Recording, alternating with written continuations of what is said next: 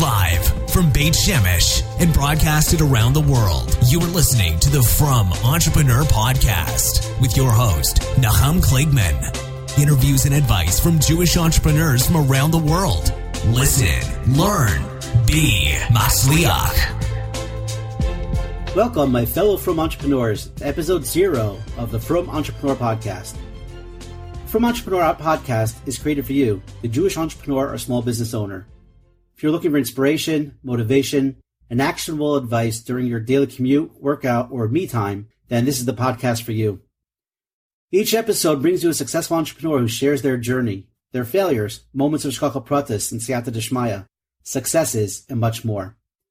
The goal of each episode is to bring you value in an entertaining way, with priceless resources and action steps for you, our fellow Frum entrepreneurs.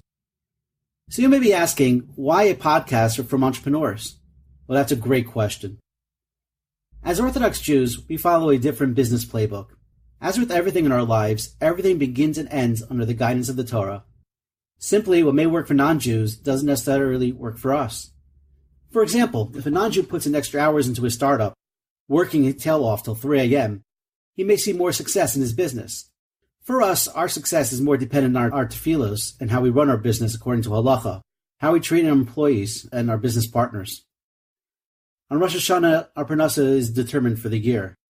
How easy it comes to us is really based on our own actions throughout the year. Another way that we are different is that a non-Jew may put a ton of focus on his competition. As Frum Jews, we understand that no one can touch our parnasa. What is allotted for us will come to us, and we need not worry about our competition. In fact, it actually reminds me of a fantastic story that was brought down in the book For Goodness Sake, Inspirational Stories of Chesed by Rav Baruch Brol. I'll just read it to you directly from the book. It's short, and it's actually fantastic. It's always stood with me. The story is called Frozen Treats. Anyone living in New York will long remember where he or she was at 4:11 p.m. on August 14th, 2003. On that notoriously hot and muggy day, more than 50 million people were left without power in a huge blackout that abruptly halted the subway system and darkened homes, offices, and businesses. While some places regained power within several hours, in others, people waited for days for the electricity to be restored. When Klein's Kosher Ice Cream in Brooklyn lost its power that Thursday afternoon, Mr. Abba Klein, the owner, was understandably quite concerned. How long would the power outage last?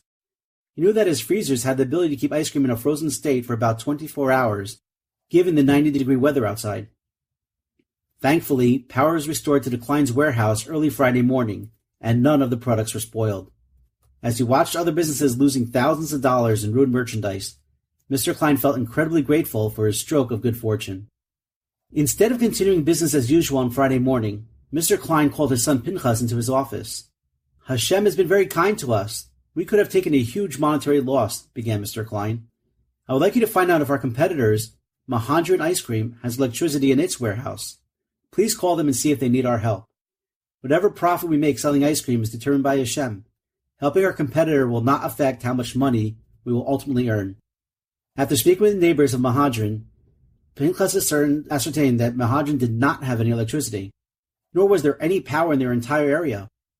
Pinchas then called Mr. Zalman Leib Farkas, the owner of Mahadran, to offer him the use of Klein's frozen warehouse.